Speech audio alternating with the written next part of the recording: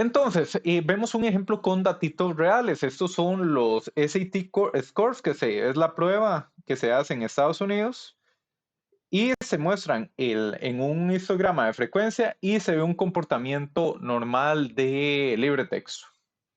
Tenemos un comportamiento normal de libre texto. Veremos de que la mayor cantidad de los datos se encuentran en una desviación estándar, 95% de los datos a 2 desviaciones estándar y casi todo, o básicamente todo a 3 desviaciones estándar. Entonces vean que la gente que sacó alrededor de 1500, 1400 en esta prueba es el promedio y a partir de ahí pues disminuye hacia cada una de las colas.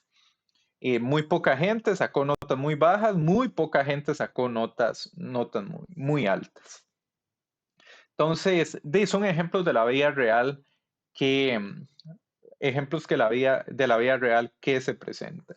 Esto asociándolo con el primer proyecto que ustedes van a desarrollar, resulta que lo chiva es que ustedes van a tener 230,000 datos de pruebas que se le hicieron a filtros de frecuencias reales y van a ver los comportamientos normales. Entonces es muy enriquecedor, muy bonito ver datos recabados en la realidad y ver de que tienen este comportamiento. Entonces, eso ustedes lo van a poder experimentar en la primera tarea. También, otra de las cosas que yo busco en este curso o que me interesa inculcarles es hacer un mapeo entre lo que ustedes están viendo en los datos y lo que eso significa en el mundo real, en la física. Porque, repasando el primer proyecto, bueno, yo los pongo a aproximar una función normal, al Galton board tienen que hacer una función normal. Y la otra distribución tiene que ser la distribución uniforme, que la distribución uniforme es básicamente cuando tiramos un dado, cada una de las caras del dado pueden salir con la misma probabilidad. Entonces, una distribución uniforme es una distribución rectangular.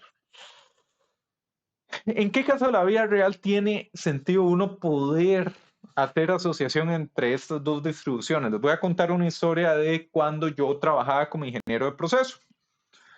Resulta que a la hora que un brazo robótico llegaba y colocaba un chip, pues la posición del chip tenía una tolerancia que se comportaba de manera normal y tenía un comportamiento normal clásico, tal como lo vemos. Sin embargo, un día de tantos, a la hora de medir las posiciones en que se estaban colocando el chip en la línea de proceso, se observa el siguiente comportamiento.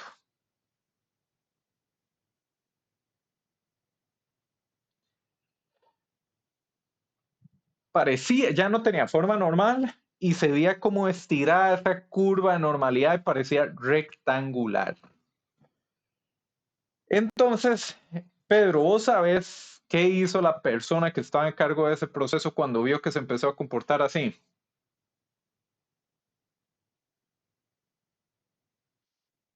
Supongo que asustarse. No pidió validar en Estados Unidos que aceptaran esto como el nuevo Ok, parámetro. interesante. Entonces, era un ingeniero de proceso, no un ingeniero de proceso muy bueno, ya te lo podrás intuir, ¿verdad?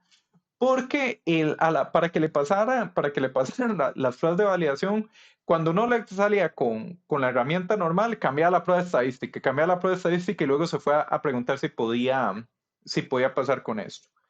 Resulta, Pedro, de que la explicación era más sencilla de lo que uno se puede imaginar. Resulta que el brazo robótico tenía un eje flojo y entonces cuando llegaba a colocar el chip, bailaba y ¡pum! Lo ponía. Y por eso era que extendió el rango y se parecía a un rectangular. Y el punto que tuviera esta caída acá era porque literalmente ya no podía extenderse más de ahí el brazo. Entonces tenía un comportamiento muy, muy similar a una curva de esta clase.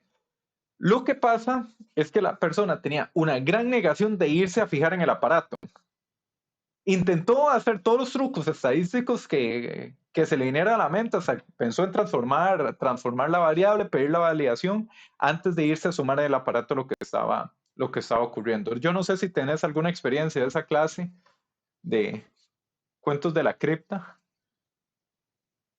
No, bueno, yo no, Mi trabajo es más que todo en investigación, pero sí tengo compañeros que han vivido eso, pero usualmente lo que hacemos, pues, lo que se nos enseña es primero explorar los datos, saber qué datos estoy trabajando, ¿verdad? Y no empezar con los análisis de una vez. O sea, por lo menos mis compañeros tienen claro cuáles son los procesos que van a hacer, pero siempre se toman el tiempo para hacer estadística descriptiva, aunque se tome su tiempo, es bueno siempre tener esa práctica de analizar los datos. Muchas veces uno trabaja con gente que no es del área, Ujú. microbiólogos, matemáticos, psicólogos, ingenieros, y uno no sabe cuáles son los rangos de los datos, ¿verdad? Si, por ejemplo, si un tornillo, con tornillos sí he tenido experiencia, digamos, si un tornillo tiene ciertas dimensiones y me sale una dimensión que no es, si fue que se coló un tornillo, si la máquina hizo mal el tornillo, con el acompañamiento del experto y describiendo, analizando previo los datos, podemos irnos dando cuenta antes de empezar con los análisis de lleno.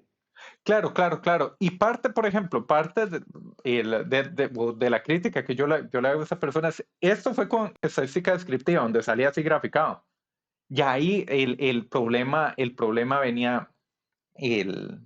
venía resonando y había que mapear este comportamiento de los datos a por qué el dispositivo físico se estaba comportando de esta manera. Muchísimas gracias, Pedro. Pero eso es lo importante de tener presente y no dar por menos el ir a asomarse en qué está pasando en el aparato. Veo la mano de Diana. Hola, ¿me escucha? Sí, te escucho. Profe, yo ya hice la maqueta que usted dijo del Galton Board y de hecho he estado haciendo varias pruebas y me ha tocado hacer mediciones milimétricas como para obtener el resultado deseado. También el material de la maqueta debe de ser, digamos, puede afectar y las bolitas si no son de un tamaño correlacional a la maqueta, porque he intentado con varios tamaños de bolitas, no funciona bien. Digamos, intenté con la mitad del tamaño de los palillos, digamos, de las bolitas, y como con una tercera parte del grosor, entonces ahí estaba viendo como bastante comportamiento y como estar midiendo y estar, o sea, es que 1 milímetro puede cambiar todo, digamos. Y lo estás documentando todo. He estado tomando fotografías. Perfecto, porque sí, todas esas decisiones de diseño definitivamente te van a impactar el resultado final. ¿Has aplicado ya alguna prueba formal para validar el resultado si es normal o uniforme?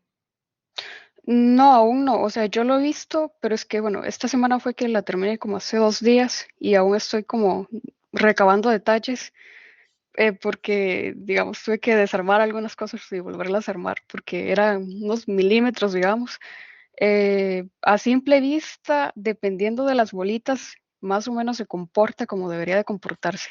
Conseguí otro tipo de bolas que sean más lisas, un poco más pesadas porque los palillos son de silicón, entonces el silicón tiende a absorber el golpe de la bolita. Ujú. Entonces aún sigo como viendo el material y el comportamiento. Sí, bueno, que dicha que lo compartís porque yo también de eso hago una anotación de por qué los pongo a hacer esto. Están en un curso de maestría y por qué tenemos que venir a hacer maquetas de esta clase. Básicamente, Diana, si usted no logra un resultado consistente en un experimento de juguete, no hay por qué pensar de que va a lograr un resultado consistente o un experimento bien hecho en algo complejo. Entonces, toda esta clase, ser minucioso, atención al detalle, la gracia es exponerlos a eso y ver lo cuidadoso que hay que hacer en esta clase de situaciones. El semestre pasado tuve un estudiante que era un físico puro y era chivísima cuando él describía de los cuidados que había que tener en los experimentos que hacen en el área de él. Muchísimas gracias, Diana. Entonces voy a cortar el videito acá.